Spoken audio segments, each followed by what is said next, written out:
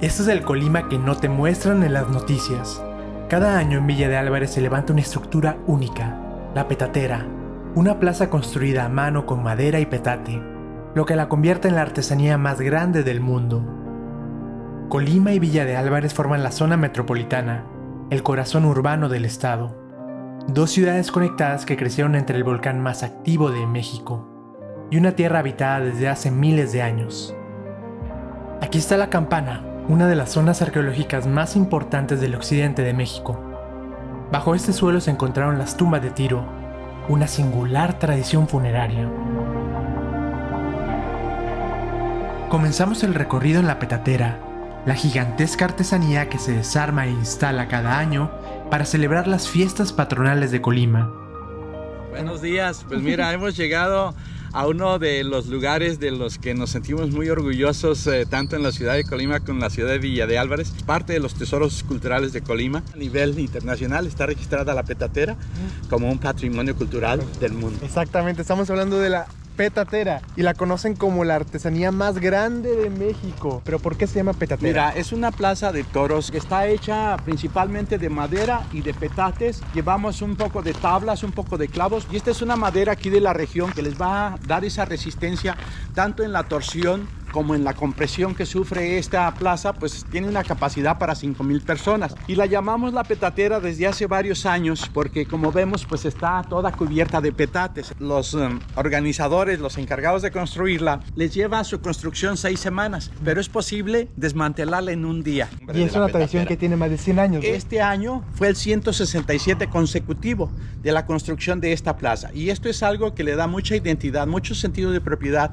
a las gentes que habitan aquí en Villa de Álvarez, porque aquí tenemos involucradas aproximadamente a 65 familias y cada familia va a construir una porción. Tú puedes ver aquí los números y está dividida en 70 fracciones. También son de pura madera y con cuerdas. Entonces cada una de estas fracciones va a ser una concesionada a una familia y ella se va a encargar de la construcción. Tenemos un mayordomo que es quien dirige la construcción y él se encarga de supervisar que esto se haga bien. Todo esto es artesanal. Es una plaza construida año tras año. Después de que se terminan los festejos, pues se desmantela y se almacena este material para el otro año. Cada año tenemos 2 corridas formales donde vienen los mejores toreros y rejoneadores del mundo a torear aquí. Para ellos es un orgullo torear en esta plaza. Algo que también hace muy especial a esta plaza de toros es su ruedo. Un diámetro de 60 metros, el diámetro más grande de una plaza de toros en México. La plaza que se le sigue a esta es la Plaza de Toros México y tiene un ruedo con un diámetro de 43 metros. Esta tiene 17 metros más que aquella. Es una delicia porque ellos pueden lucir sus caballos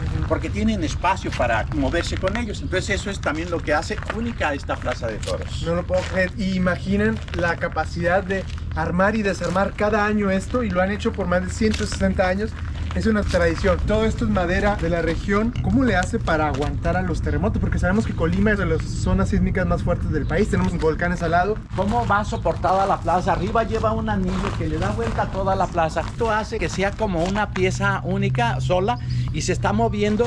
A veces la gente, cuando viene un artista y está tocando su música, la gente se para, brinca, baila y se mueve. Esta plaza se puede mover, pero es un solo cuerpo por estos anillos que vemos que la conforman.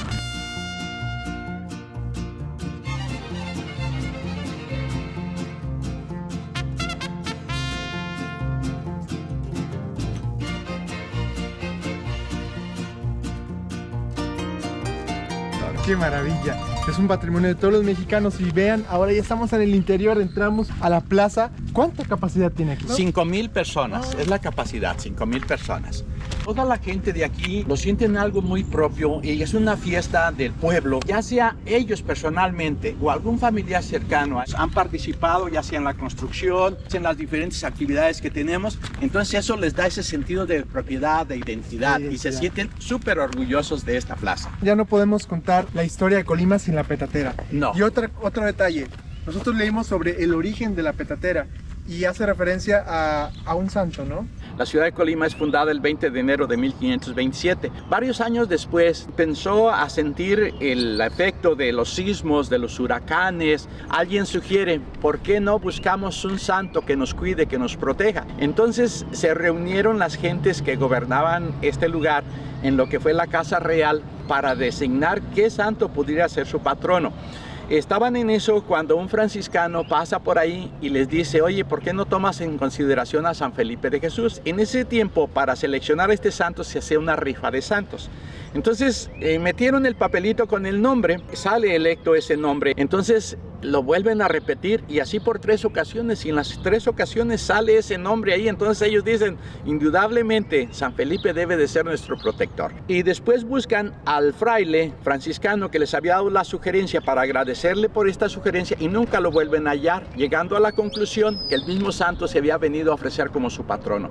Eso les llena de júbilo. Y es en 1668, a partir de que llega la primera imagen de San Felipe de Jesús, que es una imagen que conservamos dentro de catedral, se hizo el compromiso de cada año hacerle unos festejos en su honor y el santo en compensación protegería a los habitantes contra los sismos, contra los huracanes, contra los incendios, contra las plagas.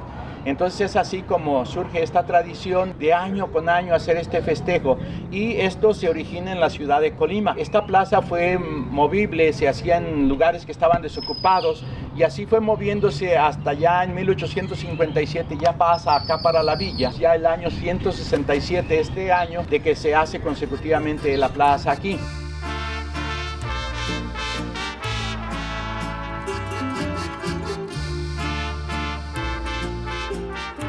Y ahora nos encontramos en primera fila, sentados en la primera fila.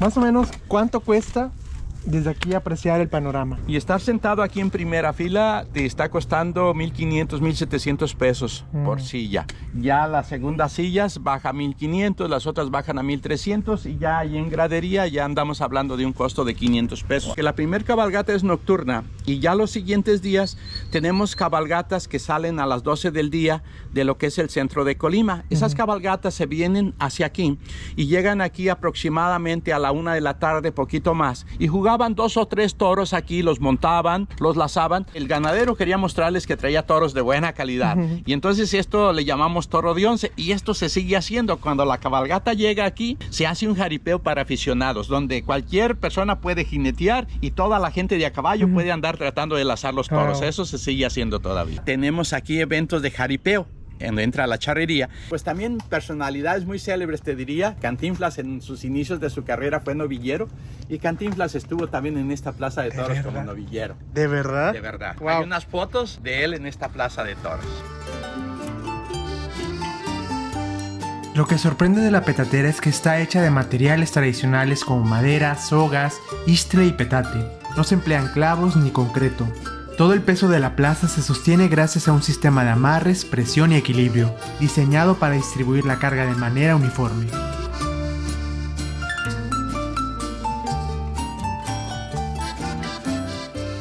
Y ahora hablemos un poco más de la estructura.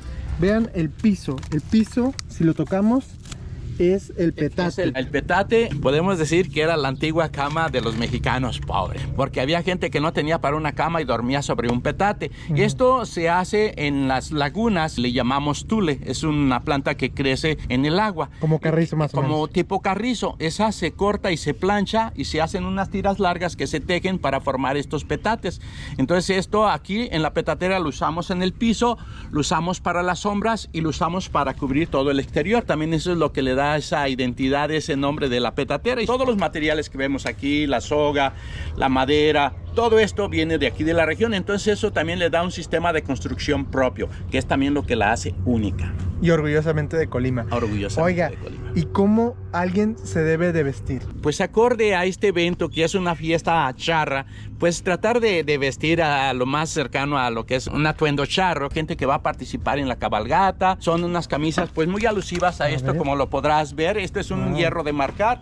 Por la parte de atrás está una imagen de lo que es la petatera y aquí está representado lo que son las fiestas de la villa. Entonces esta es una camisa pues de las muy típicas para poderla usar en esos festejos. Otro elemento que no podría faltar en este atuendo, el sombrero de 4 pedradas, sombrero colimote de 4 pedradas.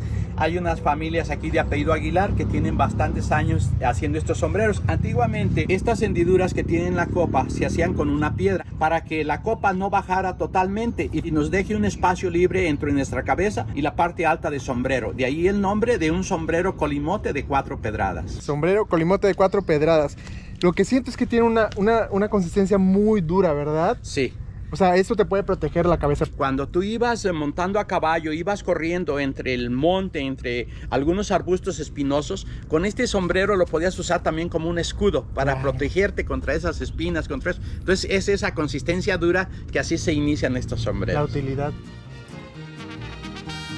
La petatera solo está montada de enero a febrero, durante las fiestas charrotaurinas de Villa de Álvarez.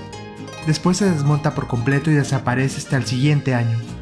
Pudimos escuchar a uno de los constructores de la petatera.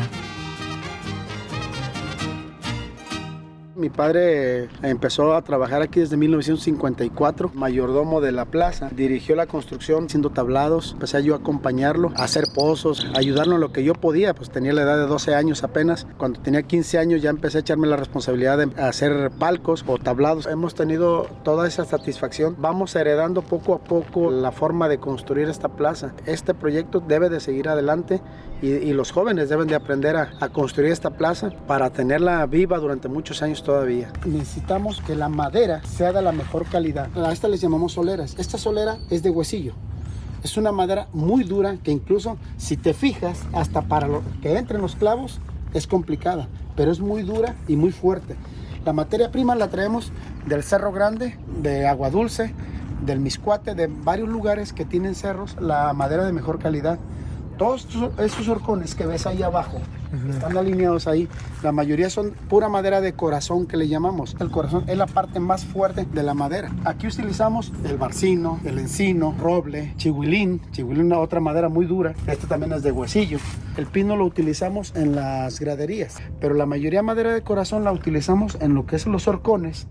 Las soleras, que son estas, que son las que van soportando todo el peso. Y esta madera, que es la que recibe los embates de los toros. Y aguanta. Cargones, sí, aguanta todo eso. Por eso buscamos la manera de escoger la mejor madera. Tenemos gente que se dedica a supervisar expresamente la calidad de la madera para que no tengamos ningún percance. Más o menos, ¿cuántos participan en la construcción? Son de 40 a 45 personas las que participan. Solo 45 personas construyen esto. ¿En cuánto tiempo? En mes y medio, 2 meses aproximadamente. La construcción inicia por lo regular a mediados de diciembre. Ahora sí que desde los pozos empezamos a construir y paulatinamente se va dando el proceso de cómo va avanzando. Siempre el proyecto es terminarla entre el 1 y el 2 de febrero para que el 5 de febrero esté lista para recibir a la gente para festejar la misa hacia San Felipe de Jesús, el santo patrono al que se le dedican las fiestas. A partir de ahí ya el siguiente viernes es la cabalgata nocturna y el sábado inicia la fiesta. Entonces el toro puede golpear aquí porque aquí hay gente, ¿verdad? Sí, sí. Aquí hay gente. Son para que haya gente ahí. Entonces vamos a ver esa parte, porque esto debe aguantar que el impacto del toro. Así es.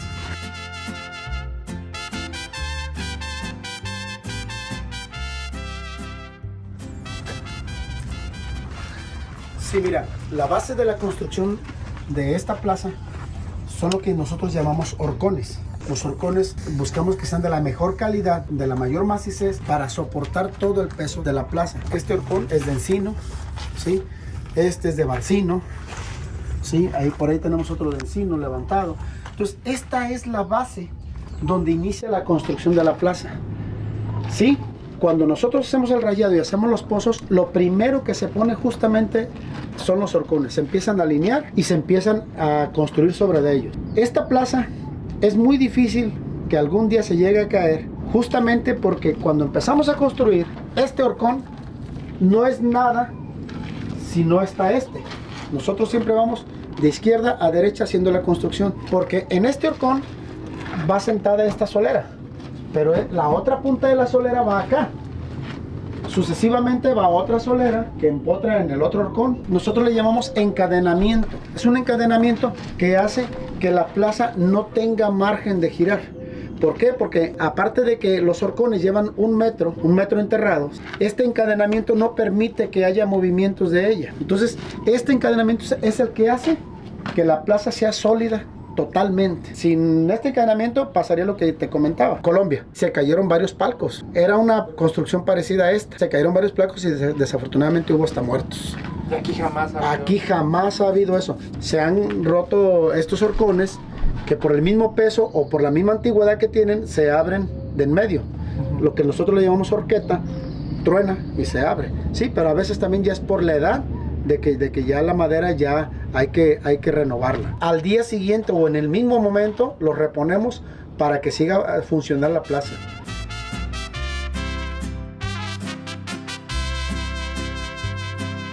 Nosotros a este le llamamos el pie derecho, que es con el que iniciamos a poner la gradería, ¿sí? La gradería se empieza a poner en base a esa solera con las latas que van en diagonal, pero este es el que hace toda la fuerza de la construcción. La plaza queda totalmente sólida. Este es el que le da toda la fuerza.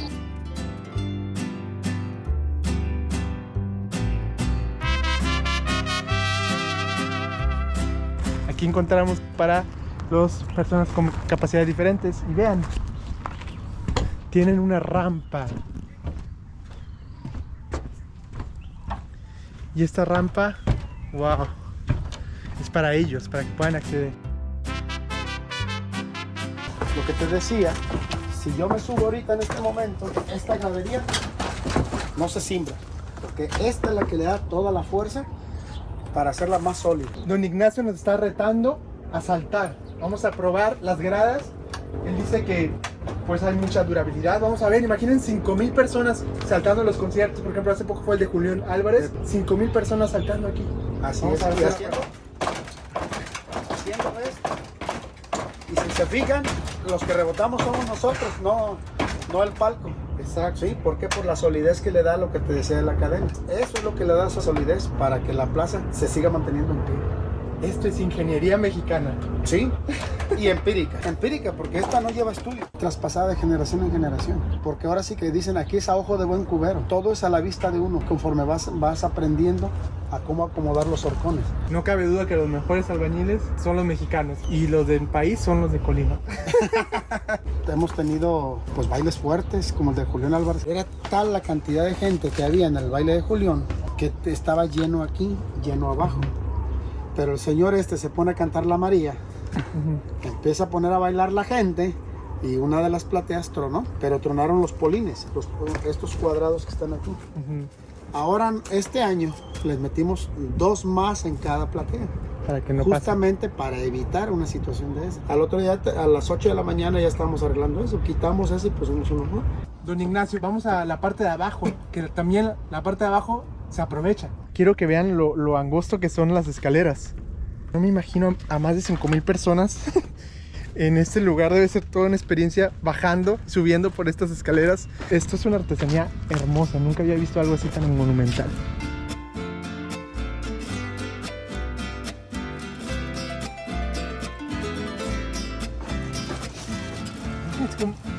Es como una puerta. Es una puerta de petate. Dicen que esta zona es más barato. Aquí pueden estar viendo el toro, se asoman por Aquí aquí. la gente, cuando ya no hay capacidad allá arriba, o en su caso, en las corridas formales, si te sientas ahí, es mejor que estar en primera fila. ¿En serio? Te invito a que te sientes ahí y me digas cómo ves. Vas a ver de la misma forma al toro como si estuvieras en primera fila. ¡Wow! Aquí se tiene una experiencia más inmersiva. Tienes una vista de toda la petatera. La gente que viene a las corridas formales no le gusta estar en primera fila.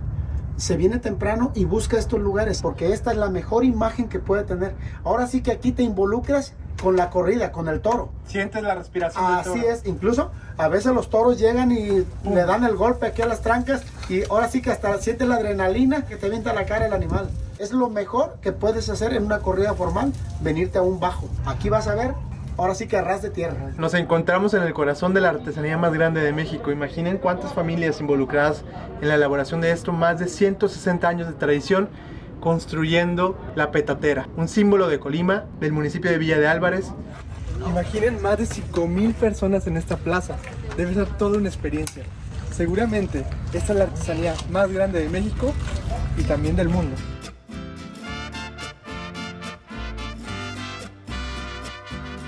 La petatera es una tradición que traemos con 162 años de tradición. La llevamos en la sangre todos los villalvarenses. Hablar del mes de febrero es hablar fiestas de Villa de Álvarez, hablar de la petatera. La petatera se inicia a mediados de diciembre a construir y la gente comienza con su alboroto a preparar sus caballos de china poblana, escaramuza. incluso los sombreros colimotes. ¿Por qué? Porque empieza la fiesta en Villa de Álvarez y no es Villa de Álvarez, es Colima y toda la zona de occidente de México, Jalisco, Michoacán, incluso Guanajuato y Aguascalientes. Toda la gente que ha escuchado hablar de la petatera sabe que tiene que vivir esta experiencia aquí. Han venido expresamente nada más a conocer la petatera y disfrutar de sus fiestas. Incluso vino gente del extranjero, de San Diego, de Tijuana, incluso de Los Ángeles, que querían conocer y disfrutar todo aquello que se dice de la petatera.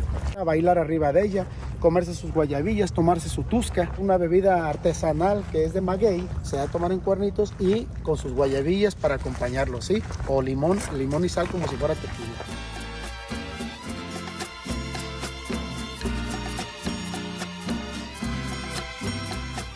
La petatera es un orgullo para la ingeniería mexicana y durante las fiestas charrotaurinas se convierte en uno de los principales escenarios de la celebración. Otro sitio clave es el Jardín de la Villa o de la Independencia. Desde aquí parten procesiones, recorridos y actividades que dan inicio a los festejos, y es también el punto donde la comunidad se reúne antes y después de acudir a la petatera.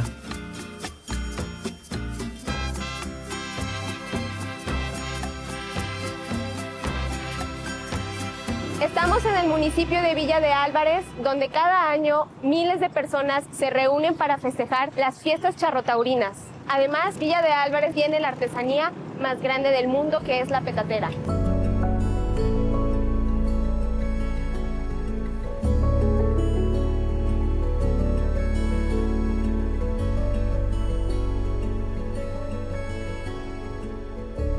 Aquí en Colima, a las plazas se les conocen como jardines. Ahora hemos llegado al Jardín de la Independencia, o también conocido como Jardín de San Francisco de Asís.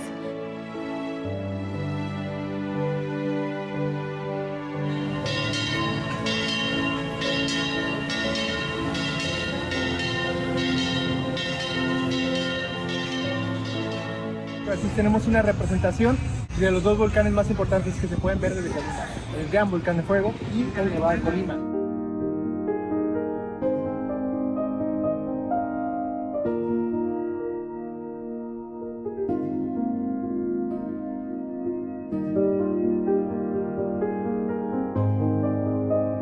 Nos acabamos de encontrar a Mario, él es un ciclista, seguidor del canal, aventurero. Pues ahora sí que invitados a todo el mundo a que venga aquí a nuestro estado maravilloso que es Colima. Colima tiene todo, tiene montañas, tiene playa, tiene la zona centro que es maravillosa, zonas arqueológicas y mucho por qué ver. Se llama el Centro Ceremonial La Campana. Visiten la Piedra de Juluapan, la Laguna de la María, está genial. El municipio de Villa de Álvarez tiene mucho que dar. Son personas de mucho corazón y de mucha bienvenida y no se van a arrepentir de venir aquí a nuestro maravilloso estado. Vámonos en bici, que también ahí andamos como aventura. ¿Cuál ha sido tu ruta más larga? Ha sido a la playa de Cuyutlán, ida y venida. ¿Cuántos kilómetros? Más de 100 sí son. Fuimos y venimos con toda la actitud y aquí seguimos todavía con más de 40 años de ciclista. Eso es todo. Felicidades, Mario. Muchas gracias. Un placer a ti. Gracias por venir a nuestro estado.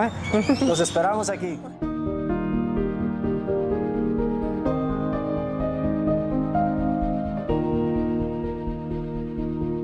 Ahora vamos a probar las mejores paletas de hielo de todo Colima. Ya llegamos a Paletas de la Villa y podemos ver los sabores que tienen. ¡Ah! Hay paleta de tejuino, la bebida tradicional de aquí de Colima, que es el tejuino. También la manejan en presentación de paleta. También hay sabor aguacate y pitaya. Aquí vamos a probar esta paleta muy famosa, la más famosa de Colima, esta de aguacate. Tal vez algunos de ustedes se sorprenden que es de aguacate, pero en otros países, como en Brasil, se come licuado de aguacate con azúcar. ¿Lo puedes creer? No, yo la pedí la de tejuino porque de verdad me gustó mucho la bebida. ¡Por Colima!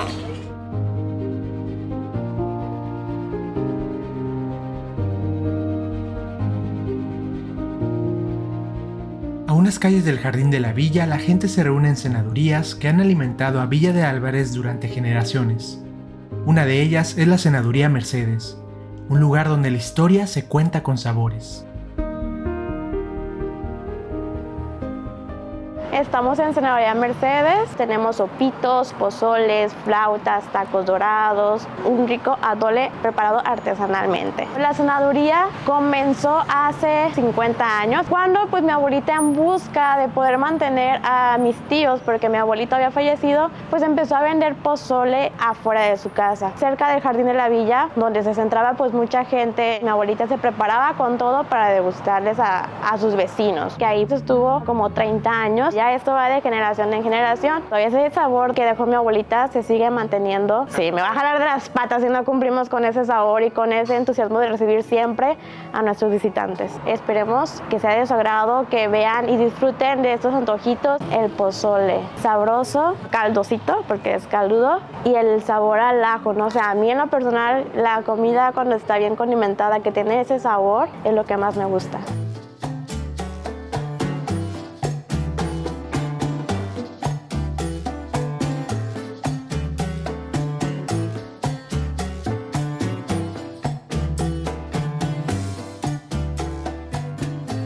Preparo que son los sopitos, las tostadas. Hacemos tostadas de pata, de trompa, de cuero, de vinagre natural. También se hacen sopes de costilla, de lomo, de frijoles sencillos también puede ser. El sope con carne de pozole sabe muy rico. Pruébenlo, está muy bueno. Vengan aquí a la Senaduría Mercedes, está muy rico. Yo se los recomiendo. Y la verdad, súper padre, el ambiente está súper guau. Me encanta aquí. El pozole es uno de los mejores platos de la Senaduría Mercedes. ¿Cuál es la clave? Servirlo con mucho amor. El especial consiste en que lleva de 4 a 5 carnes, con espinazo cuero, o gruesa lengua, cuero lengua, trompa, oreja. El suadero del cerdo, ajá. Es esto, este es tocinilla, sesos. Aquí tengo desbalagado una pata y poquito cuero. Y esta es pierna, por decir carne pura. Aquí tengo cabeza y trocito de lengua. En este otro topercito tengo espinazo. Muy bonito, por cierto. Antojable, la verdad. ¿Usted no se aburre de comer pozole? Pues créame que no. A veces digo, ay, ya no voy a comer pozole. Voy y agarro sopitos, pero siempre agarro juguito de pozole porque como que tanto estar aquí, o sea, a veces digo, ay, me llegó el olor ya con sus cebollitas, chile. Ella era muy humana. La señora Mercedes fue un ángel en mi vida. Esto me enseñó que ante todo está primero el cliente, vender lo que a mí me gusta, vender calidad. O sea, que ella no buscaba cosas de segunda, sino todo de primera y al día, todo del día. Mi mamá era su gusto ver aquí lleno y ya después sacaba cuentas. O sea, ella primero control de calidad, que seguimos cuidando a sus clientes. Ella se sentiría orgullosa. La verdad, a lo mejor no lo creen, pero antes de sacar cuentas, de sacar costos, pensamos en que el cliente esté satisfecho. He estado los 50 años acá en el negocio, pues hay quienes se quieren dar un gusto y pues que esté accesible, ¿verdad?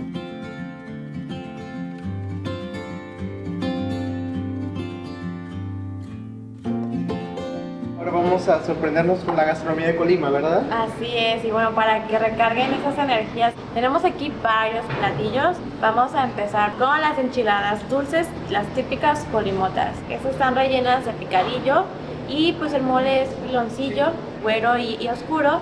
Le da un sabor dulcito muy rico. Te acompañaban con tuba almendrada. Enchiladas dulces, qué nombre tan curioso. A primera vista parece una emolada, que es dulce y tiene picadillo. Así es. Ahora es más dulce de lo que pensé. Las enchiladas verdes, un poquito picositas. Las enchiladas verdes son uno de mis platillos favoritos y pues vamos a probar a ver qué tal aquí las de la senaduría.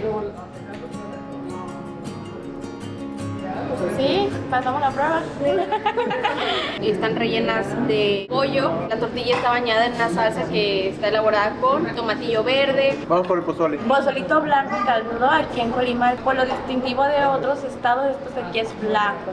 Aquí es blanco, blanco, blanco. Y definitivamente me voy a quedar aquí a trabajar de mesero. No me importa si me como toda la comida. Esta es la sal. Y esta sal también debe tener minerales del volcán, porque toda esa agua que cae en las montañas se arrastra y llega hasta la costa, esa región de manglares que Colima también tiene, del mar a la montaña. Ahí está caliente. totalmente diferente a los pozoles que he probado y se siente como muy ligero, sin ser tan especiado. Aquí en la senaduría tienen muchos ingredientes con los que puedes acompañar tus platillos, como por ejemplo los cueritos, sesos de pata, de piel, de cerdo. Delicioso. La masa está crujiente y el sabor de los cueritos. Estamos probando la jericaya. La jericaya es originaria de Jalisco. Este tiene leche, canela, azúcar y huevo. Yo creo que el mejor atole que he probado en mi vida. Canela, masa, piloncillo, no tiene nada de maicena, todo natural, con leche bronca. Delicioso. Queremos invitar a toda la gente de Colima, del país y, ¿por qué no? También tenemos clientes que vienen de fuera. Estoy segura que van a regresar porque cuidamos mucho el sabor y la calidad. Aquí los esperamos, será un grato honor, gusto recibirlos y que vengan a tomarse su foto en la petatera, pero sobre todo que vengan a probar nuestros platillos, que los hacemos con mucho amor.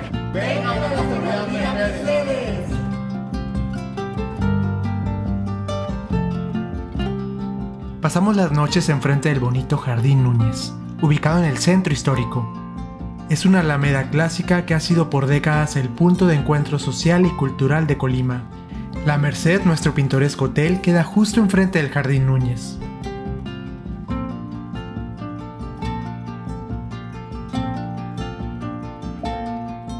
Nuestra base en Colima es el Hotel La Merced. El Hotel La Merced es un edificio histórico con más de 150 años. Se encuentra enfrente de la Jardín Núñez, muy cerca de la calle Madero, que es de las principales donde hay mucho comercio en Colima, en el corazón, en el centro. Y está muy bien ubicado. Es un edificio que se nota que es muy antiguo porque las paredes son muy gruesas. En el siglo XIX esto era una casa grande, como las viejas casonas que había en Colima. Y aquí había una capilla y una caballeriza, imagínate. Ahora vamos a probar el desayuno buffet. Aquí nos servimos un poco de rajas con queso, frijoles y huevitos revueltos. Provecho.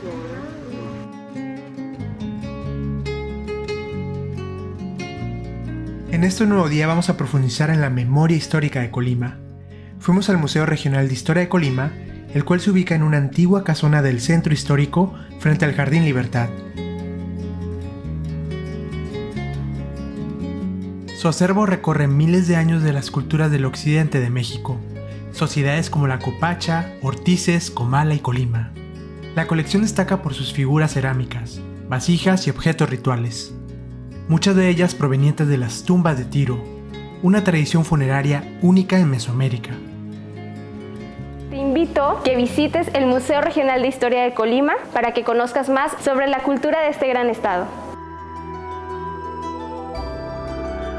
Bienvenidas, bienvenidos al Museo Regional de Historia de Colima, aquí en pleno corazón histórico de Colima, y vamos a empezar con un tema muy interesante, que es el tema de la megafauna, que este es el primo del mamut, un gonfoterio, pariente de lo que hoy conocemos como el elefante, y es un fósil, es la defensa de un gonfoterio que se encontró entre Colima y Jalisco hace 10-12 mil años, mide 2 metros con 17 centímetros y eso nos indica que era un animal de muy gran tamaño y se ve con muy poco pelo. También el tipo de orejas son orejas cortas, el gonfoterio de Colima.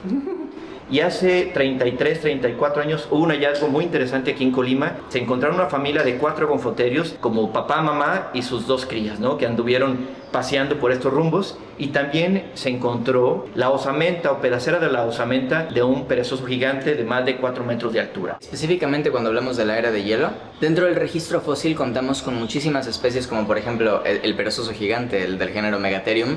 En su mayoría son especies parecidas a algunas que podemos encontrar actualmente viviendo en el planeta. Por ejemplo, teníamos armadillos que eran del tamaño de bochos, teníamos perezosos que eran de 2-3 metros de alto.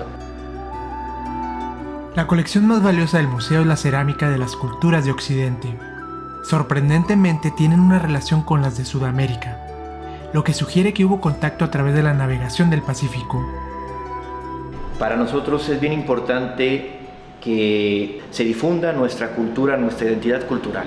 Aquí tenemos piezas muy interesantes porque son de las primeras piezas. Estamos hablando de la fase capacha, que es una de las culturas más antiguas de Occidente de México, que data de hace 1500 a 2000 años de antigüedad antes de Cristo. Han descubierto una teoría muy interesante sobre el contacto que tuvo la cultura de Colima con los pueblos andinos de Ecuador y Perú. Navegaban por el Océano Pacífico y te llegan a tener esta relación, intercambio con las culturas andinas. Es increíble cómo hace tanto tiempo ellos lograron conocer a gente que vivía en Ecuador o en el Perú antiguo.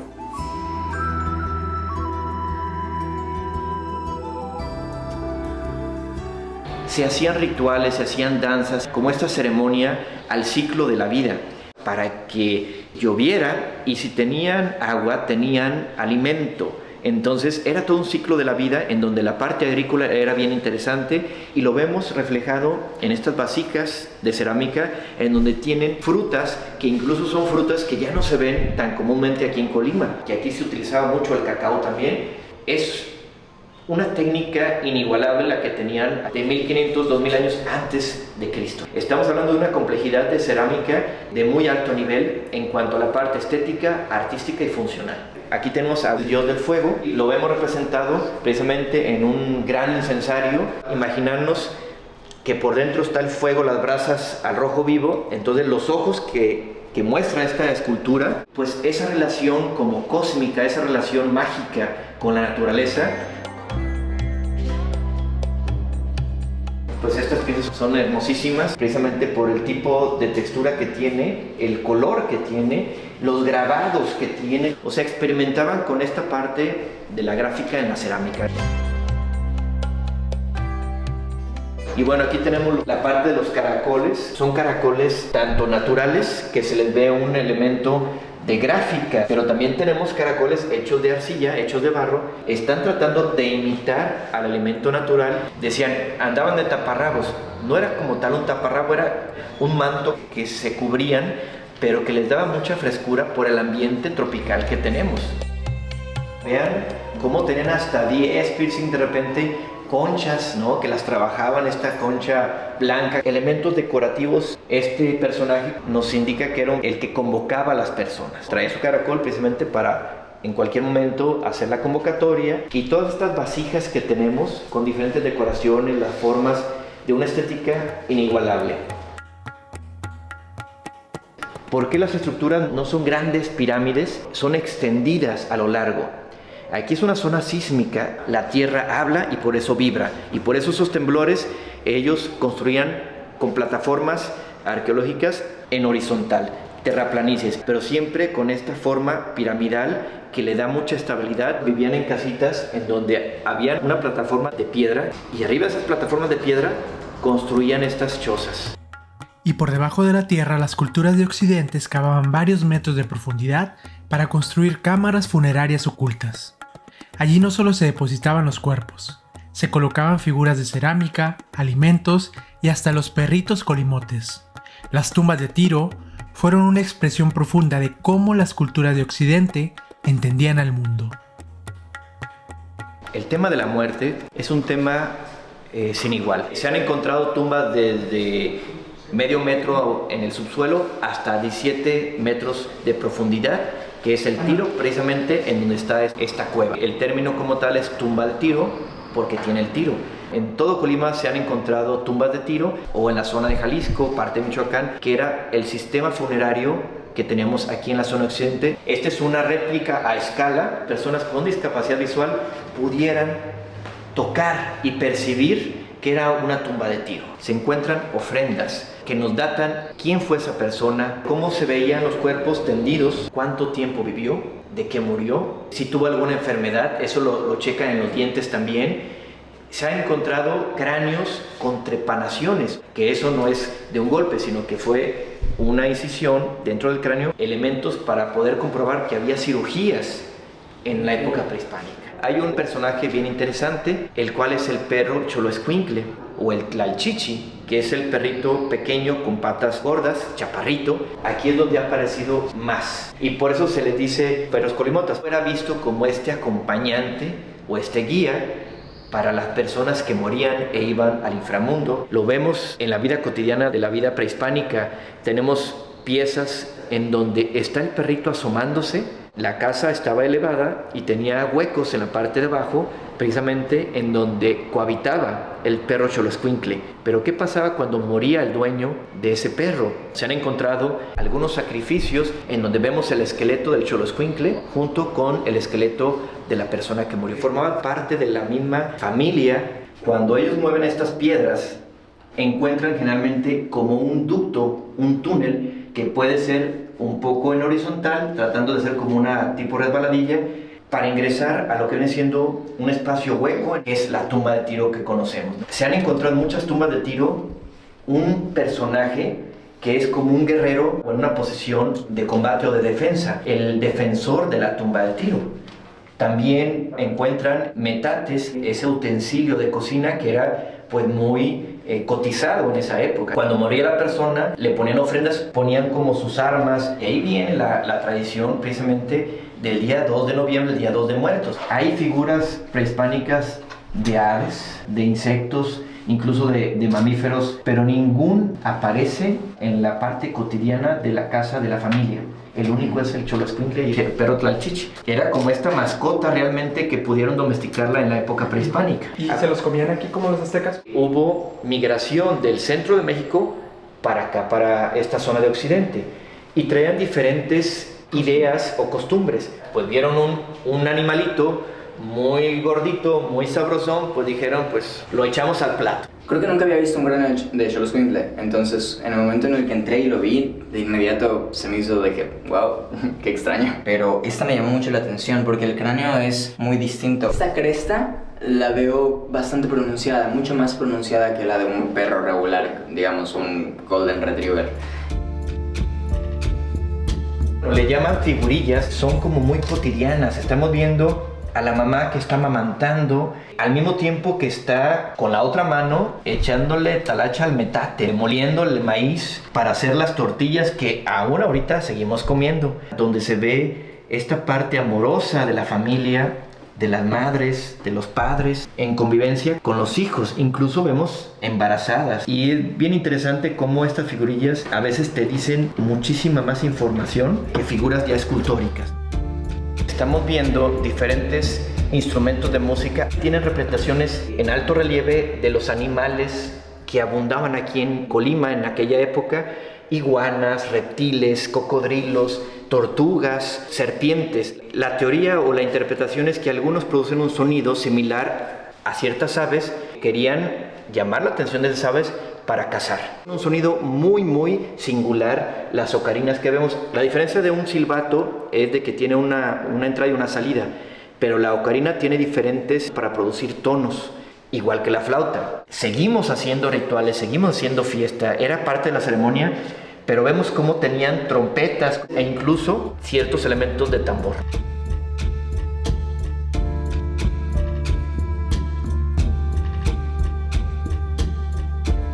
La colección de animales en cerámica nos da un vistazo de la fauna que conocía la cultura de Occidente. Una representación de la zoología fantástica que teníamos, algunos animales, esta figura que tenemos aquí, que por ahí una arqueóloga peruana me comentaba que esto es una alpaca de Perú. Había este intercambio cultural, pues claro, entonces lo vemos como en este tipo de cerámica. Tenemos aquí un axolote, aquí está un axolotito. Sabemos que existe el anfibio aquí en la zona de Colima. Hay pericos, tenemos el armadillo, la rana.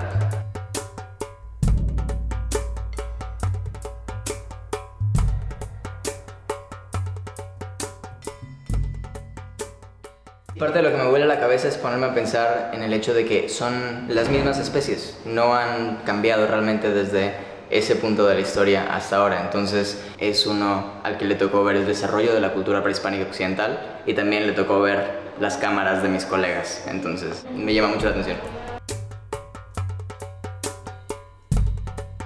Aquí estamos viendo unas figuras pequeñas, pero de guerreros. Estos guerreros nos indican que aquí en Colima éramos furiosos, éramos guerreros. Una posición de combate con grandes escudos, con penachos. Imagínense todo esto con penachos. Aquí vemos el escudo, las armas. Estas armas que tenían, les metían un palo, algo con el cual se pudieran defender.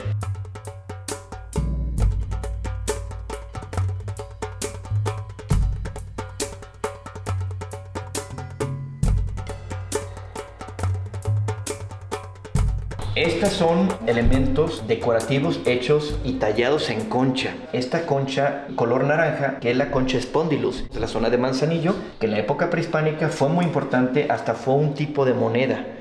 Con ella hacían decoraciones, incrustaciones, ornamentación de muy alto nivel como para jerarcas. Desde el balcón del Museo Regional de Historia se aprecia una bonita vista del Jardín Libertad. En el balcón del museo podemos contemplar el jardín principal de Colima. Tenemos un cielo azul sin ninguna nube. Esto es Colima, hermosos paisajes y hermosos jardines. Para despedirnos del museo nos invitaron a la aula de música donde tocamos instrumentos ancestrales.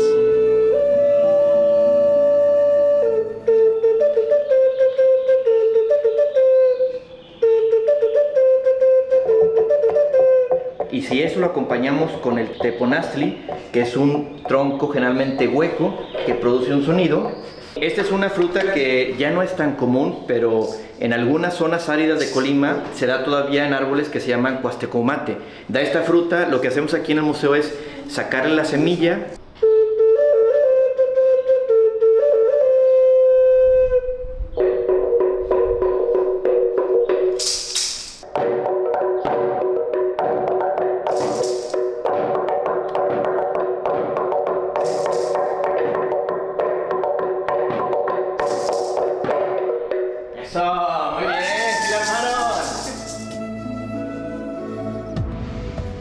El Museo Regional de Historia destaca por ser inclusivo, sobre todo con los jóvenes y niños. Es bien interesante esta exposición que la denominamos A Ciegas. Desde el inicio hicimos estas piezas con personas con discapacidad visual que estábamos trabajando hombro a hombro con ellos. Estas personitas tocaban piezas réplicas que tenemos nosotros aquí en el museo y precisamente replicaban de nuevo la forma. No nada más elaboramos las piezas, sino también hicimos la quema de las piezas a la usanza prehispánica. Pozos más o menos de 60 metros en donde metimos carbón al rojo vivo junto con las piezas. Duraron 24 horas la quema.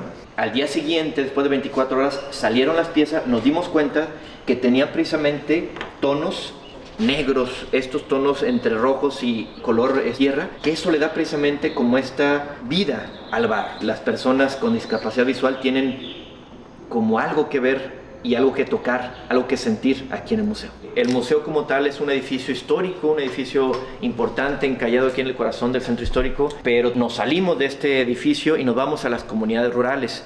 Invitamos a niños de diferentes comunidades, nosotros les damos un pedacito, una bolita de barro, el cual les van dando vida, recogían todo lo que les sobraba y con eso hacían no nada más una, sino 2 o 3 piececitas más. Y eso a mí me dio mucho gusto porque la verdad que es un material, la arcilla, que ya no se consigue tan fácil y que bueno, le sacaron provecho. Y los niños se llevan este producto elaborado aquí en el museo porque buscamos que el recorrido sea como una experiencia significativa para ellos, de aventura en la historia. Visiten el Museo Regional de Historia de Colima.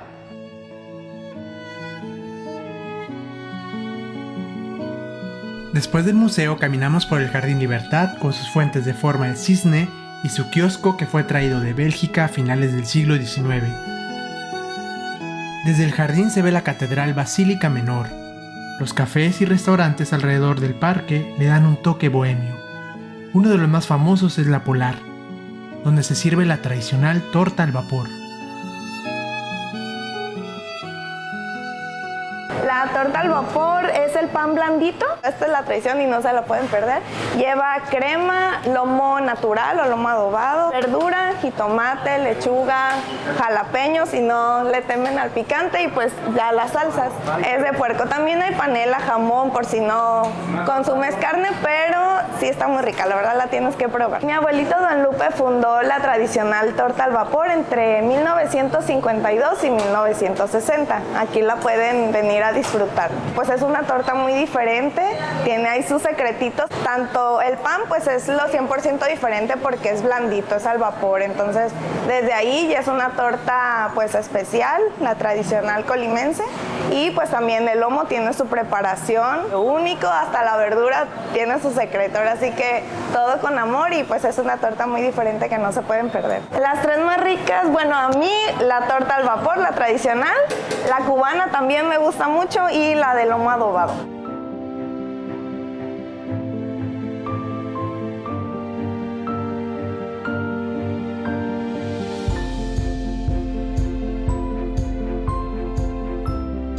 Vean la consistencia de este pan, suavecito, recién hecho, caliente. A este pan le conocen como telera y aquí tiene al lomo de puerco, hecho al vapor, tradicional. Las tortas del oso polar. Ay, ay, ay. Las tortas. Y ya tiene un negocio muy próspero y muy conocido aquí en Colima.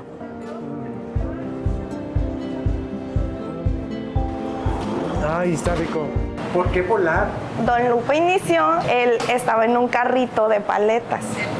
Entonces de ahí viene lo de, pues eran paletas heladas y de ahí viene el nombre, porque era otro giro. Entonces ya después comenzó ahora sí que incursionar con las tortas, a vender en el carrito primero y después ahí en el Portal Medellín, que era muy amable, que era muy platicador, muy estimado por la gente. Y trabajador. Y trabajador sobre todo, comerciante, los ponía a vender de todo, a mis tíos. Vendía paletas de nieve en el carrito, entonces eran bien comerciantes y bien trabajadores desde siempre mi abuelo y todos mis tíos. Vengan a probar la tradicional torta al vapor, es una torta que no se pueden perder si visitan Colima. Estamos en mero enfrente de Catedral, aquí pueden encontrar estas deliciosas tortas, aquí los esperamos. Por las calles de Colima hay una bebida de las antiguas culturas del occidente de México que debes probar, el tejuino. Su nombre proviene del náhuatl tecuín, que significa latir del corazón. Se elabora a base de maíz cocido y ligeramente fermentado. El tejuino se sirve frío, con hielo, limón y una pizca de sal. Es ideal para el intenso calor del Pacífico y te conecta con el pasado del occidente de México. ¿Qué es lo que está vendiendo, señora? ¿Qué es lo que está haciendo? Tejuino, es una bebida típica de Colima. El tejuino de los antepasados viene. De los antepasados. De los antepasados. Está hecha a base de piloncillo y masa de maíz. Es un atole helado. Es una bebida refrescante, para la calor, pues como contiene masa y esto refrescante. Pues hasta los crudos la utilizan. Por la masita que trae, les refresca el estómago. ¿Nos puede servir uno? Claro que sí. Aquí lo tengo. Este es el atolito del maíz. Este es el atole para preparar el tejuino. Está oscuro por el piloncillo. ¡Wow! Es mucho. Te hago aproximadamente 200 litros, como 4 horas. Me dijeron por ahí que usted es la más famosa de todo Colima. Pues dicen, ¿eh? Estoy mezclando lo que es el limoncito con el atolito. Mire. Se mezcla todo. Y ya nada se le pone el hielito. Le puse el hielito. Ya se sirve. Es una bebida refrescante.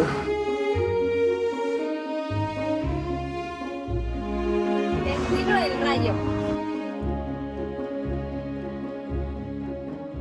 Bueno, pues tenemos el tejuino, una bebida típica de nuestro Colima. A diferencia de Jalisco, aquí nada más se pica el hielo y se agrega el atolito con base de maíz y piloncillo. Y después agregamos el hielo. No es una nieve de limón, ¿sale? Entonces es muy refrescante. Tiene una esencia entre el limón de Colima, que es ácido, la sal de Cuyutlán, que es un toque especial, el maíz, que también se cultiva en Colima, y el piloncillo, porque también tenemos un ingenio que procesa la caña para hacerlo azúcar. Todos estos ingredientes son locales. Es uno de los referentes de venta de tejuino en el centro histórico de Colima y uno de los puestos más grandes de tejuino. Generación en generación van pasando este puesto. Gracias a ellos, muchas personas prueban una bebida típica, nutritiva de Colima. Este negocio tiene de 1978, aproximadamente tiene 45 años. Es un negocio de familia. Yo soy la segunda generación. El fundador ya se murió, que fue mi papá. Él fue el que inició el negocio. Es el que empezó. Y pues ahora sí, ya vamos para los 50. Se dice fácil, pero son bastantes. Desde los 12 años me enseñó a preparar esta bebida. Y si no fuera por él, pues a lo mejor este negocio no estuviera. Ahorita mi hija ya me está ayudando. O sea, yo soy la segunda generación, mi hija es la tercera generación. Ella me ayuda en las mañanas y yo en las tardes. Este negocio de 10 de la mañana a 7 de la noche, horario corrido. ¿Todos los días? Todos los días, domingo también, de domingo a domingo. Pues sí, me gusta trabajar. Tengo 4 hijos y pues soy madre soltera y los tengo que sacar adelante. Eso es todo, un ejemplo de mujer de Colima. Gracias, señora Graciela.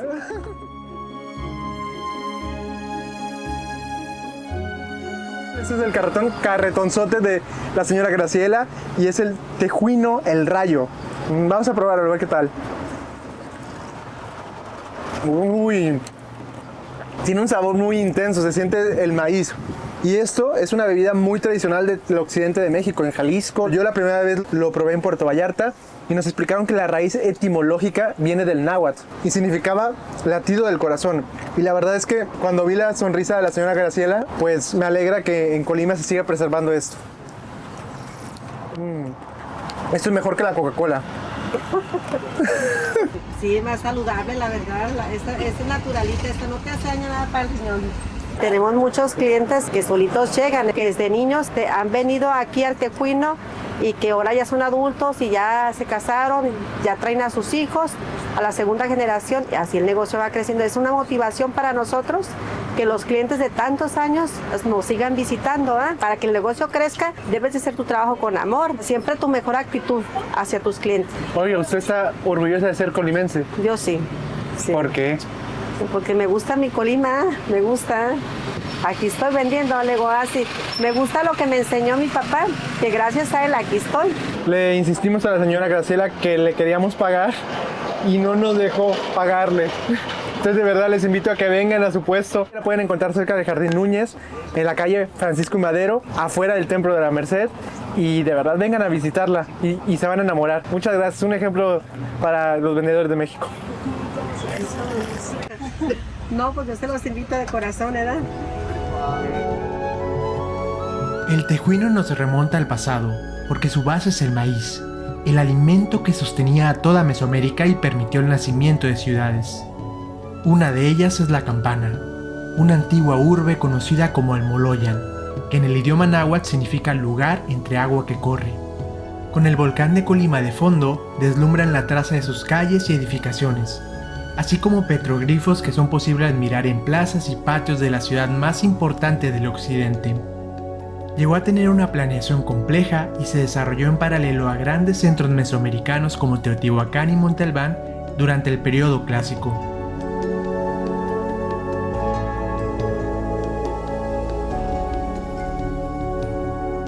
Estas piedras nos hablan, ese basamento piramidal nos habla. ¿Qué nos dice? Aquí, este es uno de los 2 sitios arqueológicos que tenemos en Colima, al que conocemos como La Campana, ya reconocido como un sitio arqueológico en 1917. Por muchos años Colima permaneció como un lugar que no llamaba mucho la atención y es hasta en el año de 1946 que se hace una exposición de piezas de cerámica del occidente de México, donde la gente se pregunta, oye, ¿y esto de dónde lo sacaste? Estas piezas tan bonitas, una cosa tan diferente a lo que hemos visto, ¿de dónde lo traes? Es cuando entonces empieza a voltear hacia Colima y Colima empieza a tener esa importancia como una parte del occidente, porque no es solamente Colima, Jalisco, Michoacán, Nayarit, parte de Sinaloa, tenemos también un poco de Durango, o sea, son varios estados que forman el occidente de México y donde hemos encontrado en muchas de estas regiones las tumbas de Tiro. Aunque Colima pertenece a Mesoamérica, hay pistas de contactos o influencias con Sudamérica por la costa del Pacífico. Además de la similitud de la cerámica, las tumbas de Tiro del occidente de México tienen paralelos muy cercanos en Colombia, Ecuador y Perú. Algo que ha alimentado el debate sobre el intercambio marítimo o convergencia cultural. Aquí tenemos lo que es la tumba de Tiro, que esto nos habla de esa conexión que tuvimos con algunas culturas de Colombia, de Ecuador, incluso del Perú, la cultura Valdivia, la Machalilla, la Mochica, y sabemos perfectamente que hubo ese movimiento de Colima hacia lo que es Colombia, hacia Perú, incluso hacia Ecuador, desde como 1300, 1400 años antes de Cristo, una navegación que le llamamos de cabotaje. Esto es donde nunca perdían de vista la costa. Entonces siempre tenían que tener la costa a la vista, y ellos también eran conocedores de cuando los vientos soplaban en una dirección o en otra. Estamos hablando de culturas que habitaron antes de nuestra era. Tenemos algunas piezas que se ha probado que fueron hechas 1500 años antes de Cristo, que pertenecen a la fase capacha, que se desarrollaron a la par de lo que conocemos como la cultura madre, que es la cultura olmeca. Y en referencia a las deidades, sí hemos visto las representaciones de algunas, como es el caso de una que está aquí abajo en la tumba, y es una persona que su pene está erecto. La razón de que este personaje está con su pene erecto también es como un símbolo de fertilidad.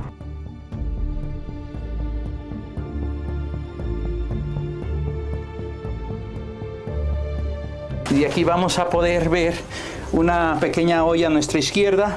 Está el perrito, que era el guía, y aquí a la derecha tenemos esa representación de esa deidad. Es un tipo de canasta con la representación de una deidad, su pene erecto, y se cree que en esa canasta se ponían los granos de maíz con la idea de que iban a ser fertilizados para asegurar que nacerían.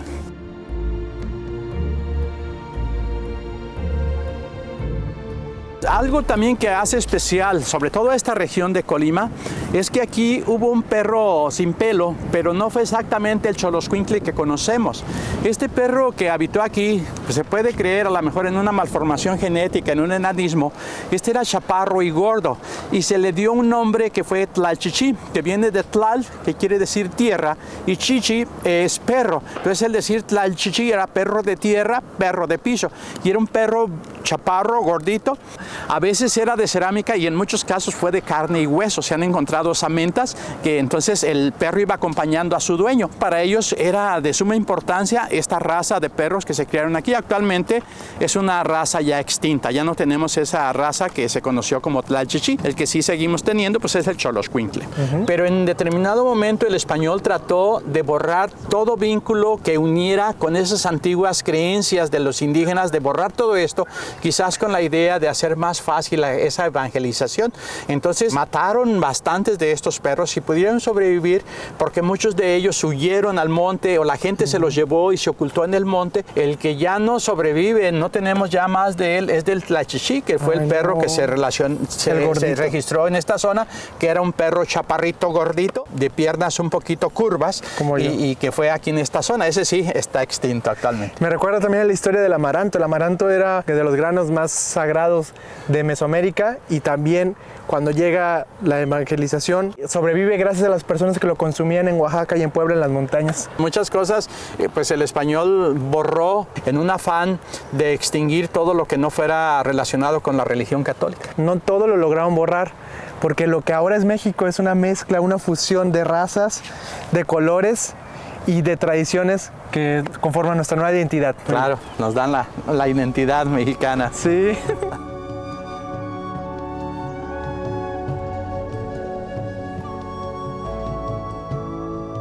En medio del sitio de la campana nos topamos con un árbol nativo de las zonas cálidas del occidente, el guamúchil. Es resistente a la sequía y en temporada carga unos frutos inconfundibles, vainas curvas que al abrirse revelan una pulpa dulce con semillas negras y brillantes. Para los colimenses es un recuerdo de infancia, comerlo en la calle, mancharse los dedos y compartirlo en familia. Mira, esto es el fruto de este árbol que tenemos aquí, que al fruto y al árbol les damos el mismo nombre, guamúchil. Ha sido fuente de alimento para gentes que han habitado en esta zona. Hace mucho tiempo que la comida pues no era tan fácil de conseguir a lo mejor como ahorita, pues la gente sí aprovechaba al máximo la fruta de este árbol. Incluso esta es una temporada que tenemos esta fruta que es muy rica, muy deliciosa. La gente lo que hacía para no desperdiciar, la cortaba, le sacaba la semilla y la ponía al sol sobre una criba y la secaba para que no se descompusiera y ya la almacenaban. y ya después cuando les daban ganas o tenían pues hambre o algo, pues iban y sacaban de esa que tenían almacenada. Estos árboles los tenemos silvestres, en muchos lugares los encuentras. Entonces gente se va con su palito y su gancho en la punta a cortarlos, llena bolsitas y te las venden en el centro de Colima. Vas a encontrar que te venden las bolsitas de guamúchiles. Este es el guamuchi y es una fruta tradicional de Colima. ¿A qué sabe? ¿Como jícama? Sí, algo como jícama, sí.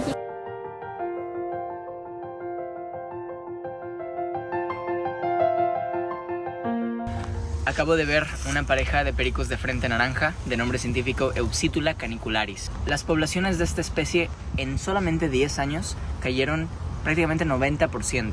Es una especie severamente amenazada y tristemente es la más común en el tráfico ilícito como mascotas. Es una ave muy bonita, su distribución es principalmente el oeste de México, prácticamente endémicas de las zonas tropicales y subtropicales. Entonces siempre andan en la selva baja, en las selvas secas, van de árbol en árbol alimentándose de los frutos que cada temporada les provee. Y sí, pues es una especie más para mi vista. Aquí se acaba de perchar otro.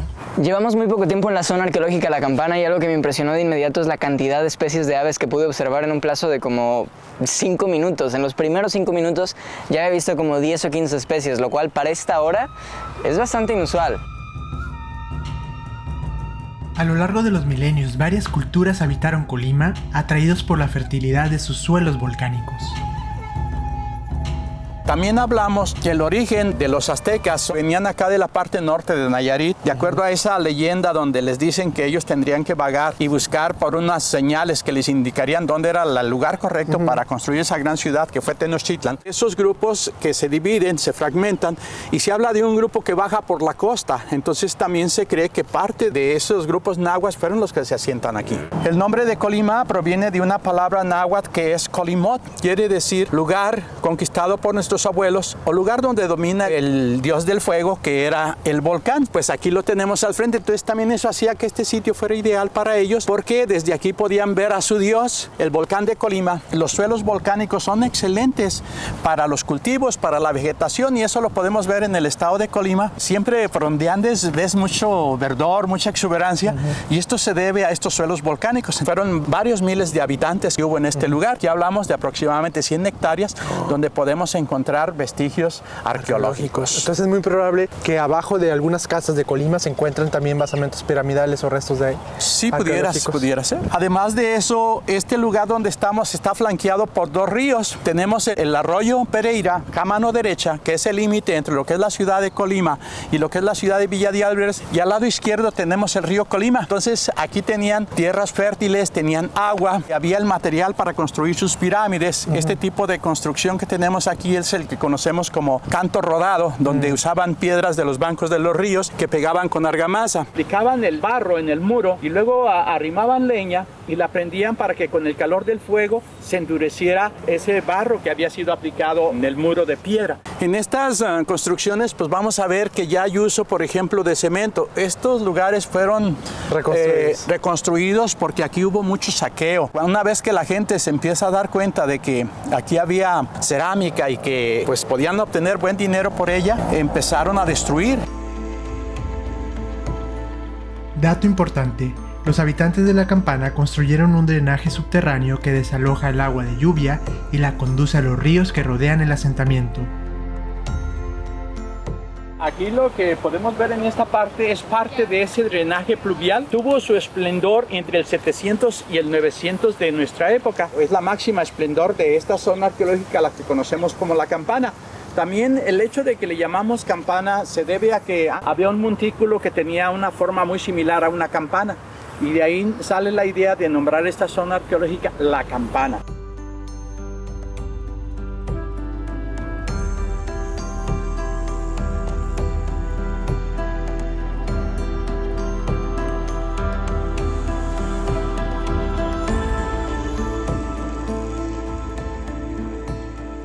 Algo que me llama la atención de esa cultura, que es un común denominador en Mesoamérica, es el juego de pelota. También en esta zona tenemos el juego de la pelota. Aquí no había esos aros de piedra que encontramos en otras canchas de juego de otras regiones del país. Aquí no estaban esos aros. Aquí el objetivo era llegar la bola de un extremo al otro del campo con la cadera. Entonces ellos tenían que recargarse hacia atrás sobre sus pies y palmas de las manos y con la cadera golpear la pelota, o a veces en el viento también. La pelota era aproximadamente 4 kilos de peso y era de resina de los árboles. El jugador que era sacrificado era aquel que ganaba. Darle la eternidad a través de esto y darle la oportunidad de que pudiera ir a jugar con sus dioses.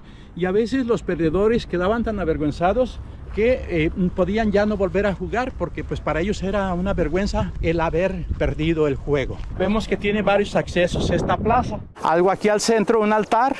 De aquí ya tenemos una mucho mejor vista del volcán. Pues era un dios, el dios del fuego, el dios viejo, y es el que ellos también pues veneraban aquí. Esa es también la razón del lugar donde está ubicada esta zona, el tener esa vista de su dios. Todo esto es roca volcánica. Aquí hemos tenido volcanes por miles de años. Tenemos la placa del Pacífico, tenemos Cocos y la Ribera. Cocos y la Ribera se están metiendo debajo, algo que nosotros conocemos como subducción, y al llegar a cierta profundidad, por el calor y la presión que hay abajo, parte de la roca se funde. Al darse ese cambio de un sólido a líquido, baja su densidad, su peso, y entonces es más liviana que la roca que está en su entorno y tiende a salir a la superficie a través de grietas, y así se forman los volcanes, como el cinturón neovolcánico mexicano, que viene desde el Golfo de California hasta el Golfo de México, donde tenemos alineados varios volcanes. Entonces aquí hemos tenido volcanes, y se habla, según investigaciones que se han hecho, que hace 18.500 años existió un volcán con una altura de aproximadamente 6.000 metros.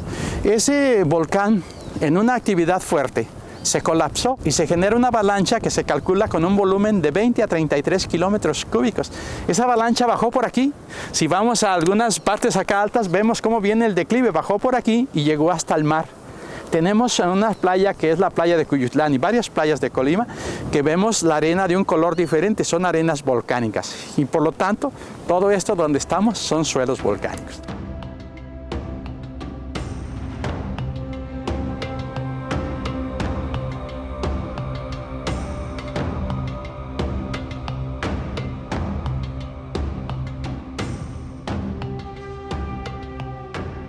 Todo esto fue lo que fue la zona habitacional. Era con zacate, con algo de madera que hacían los techos. Entonces nada más era este basamento. Una civilización ya se puede reconocer como tal cuando tiene cerámica y cuando tiene estratos sociales. Colima lo tiene todo. Exacto. Tiene desde los volcanes que le dan la fertilidad a sus tierras y la sal que viene del Pacífico. Tenemos una sal de las que se considera de las mejores del mundo y que generó guerras por tener el dominio. Incluso se habla de rutas. Hablamos como ahorita lo que decimos del petróleo. En algún momento así fue la sal, así tuvo esa importancia que ahorita puede tener el petróleo.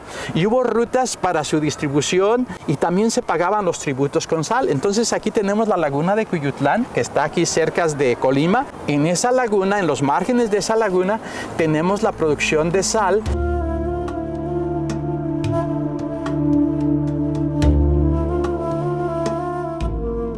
El petrograbado más sobresaliente de la campana es una piedra que asemeja un cascabel de una víbora. Aquí a mano derecha tenemos una piedra labrada, representa el cascabel de una serpiente. El agua tenía gran importancia, entonces ellos asociaban la serpiente con los relámpagos que tenemos cuando viene una tormenta y esos relámpagos se clavan en tierra y traen agua, lluvia. La serpiente de cascabel que habita en esta zona es la cascabel del Pacífico, Crotalus basiliscus. Basiliscus es una palabra que viene del griego y significa rey. La mera mera. Recibe este nombre precisamente porque, de todas las especies de serpientes de cascabel que tenemos en México, que son muchísimas, la Crotalus basiliscus es una de las más grandes y una de las que tienen el veneno más potente. Es de esperarse que las culturas que habitaron en este sitio reconocieran a la serpiente como prácticamente una deidad. Es un animal muy digno de admiración y de respeto. Y ahora vamos a subir este basamento piramidal. Estaban en un lugar donde podían ver perfectamente la representación de su dios del fuego, del dios viejo, que era parte de su idiosincrasia, y dominar todo el valle desde esta zona. Se nota cuando hay un guía certificado. Usted se ha preparado mucho, habla inglés, amante de las aves.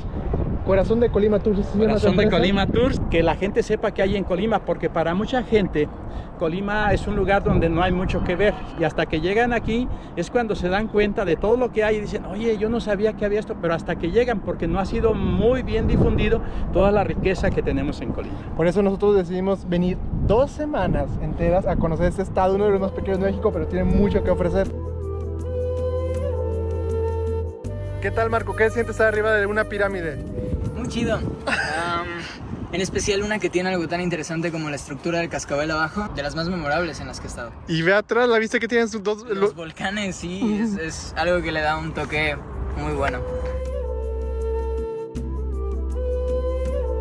Después de caminar entre plataformas y piedras talladas antiguas, la campana deja una idea clara. Colima lleva siglos creando cultura y adaptándose a su tierra. Salimos del sitio arqueológico y nos vamos a la cervecería Colima, ubicada en las faldas del Volcán de Fuego en la localidad del Trapiche. Un lugar donde la tradición se convierte en presente. Ingredientes locales, identidad colimense y una forma distinta de contar el estado, en una cerveza, servida en su propia casa. Tomamos un recorrido guiado para conocer el proceso artesanal de la cerveza. Colimita es demasiado refrescante, sinceramente. Para diferenciar en lo que es una cerveza artesanal a una comercial, aquí estás utilizando ingredientes naturales, no estás agregando ningún otro químico. Por ejemplo, en cervecerías comerciales, en la fermentación ocupan levaduras que fermenten mucho más rápido y nosotros le damos el tiempo a la levadura, que son las 2 a 3 semanas. Y una cervecería comercial, le añades una levadura que está químicamente alterada, te la puedes sacar en 3 días o 4. La cerveza está compuesta por 4 ingredientes importantes, uno de ellos son las maltas. La malta es una especie de granos, puede ser el centeno, el arroz, incluso la avena, para darle cualidades especiales a la cerveza. Utilizamos malta de aquí de México, europeas, americanas y canadienses. Se hace el proceso de malteado, tostar ese grano. Dependiendo del tostado que se le esté dando al grano, pues va a agarrar distintos sabores. Si la tostamos completamente, se va a hacer negra. Entonces ese color nos va a dar muchas notas como al café o al chocolate. El segundo ingrediente es el lúpulo. Es una planta que la florecita se cosecha, se tritura, se compacta y el lúpulo es el que nos aporta sabores, amargores y aromas pues ya dentro de la cocción. El tercer ingrediente pues es el agua. La cerveza está compuesta un 90-95 agua. El cuarto ingrediente es la levadura. Un microorganismo vivo, es un hongo tal cual. Fermenta más que nada, o sea, empieza a comerse todos esos azúcares, te empieza a añadir lo que es el alcohol. La cerveza podría tener un quinto ingrediente, ya sea alguna fruta o incluso granos de café o vainilla. Podrías agregar lo que es la maracuyá o la guayaba para intensificar esos sabores. Entre más azúcares haya, más grado de alcohol puede haber en una cerveza.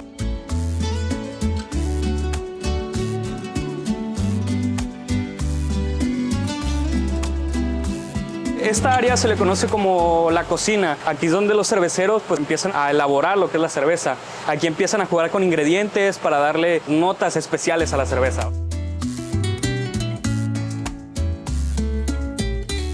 Aquí nosotros podemos controlar la temperatura, podemos controlar las válvulas, qué es lo que entra, qué es lo que sale, a qué velocidad se manda la siguiente olla. Estas son las temperaturas de los fermentadores. Una cocina que a pesar de que tenemos aquí varias cuestiones automáticas es bastante manual, o sea, el cervecero de turno tiene que estar muy al pendiente de las horas, de los valores, de hacer todo en el momento preciso. ¿Puedes tomar mientras...? Pues debería de tomar, el control de calidad es parte del trabajo.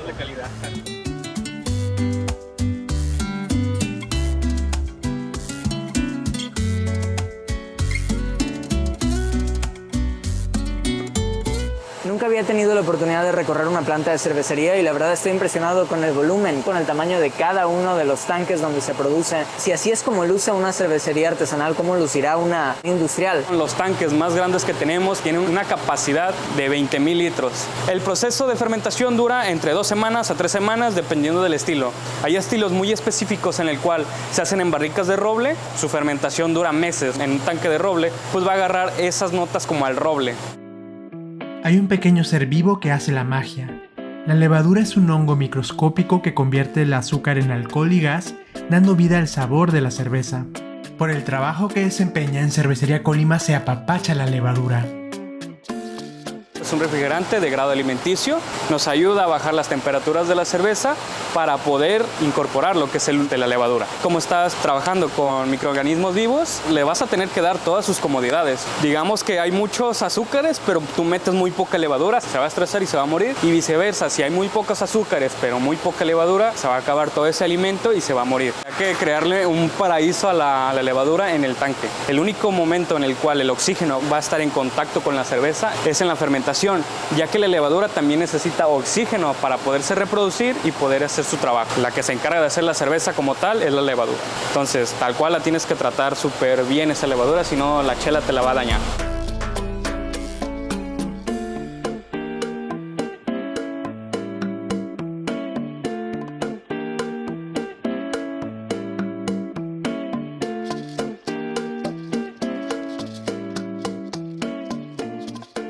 Estas son nuestras 3 cervezas más vendidas: Colimita, Piedraliza y Cayaco. Colimita fue la primera cerveza que se hizo en la cervecería y es nuestra cerveza más popular y también es nuestra cerveza artesanal más premiada en México. Todos los nombres de las cervezas tienen algo que ver con Colima. Piedraliza es un monolito que cayó en la ciudad de Colima del volcán, que dice que si vas y te resbalas en la Piedraliza, siempre regresas a Colima por alguna razón. O sea, o te casas con alguien de Colima o te vienes a vivir a Colima. Y de ahí viene el nombre de la cerveza. ¿Y te pasó a ti con Colima? Sí, justamente. Yo me resbalé hace muchos años y ahora estoy acá viviendo, sí. Wow. Ya tengo 3 años en Colima y es muy bonito. Es tranquilo y hay una muy buena calidad de vida. Se vive muy bien, la verdad. He estado feliz acá. Porque él viene de Guadalajara y así hay mucha gente de Guadalajara que viene a vivir aquí. Pues yo no me veo yéndome pronto.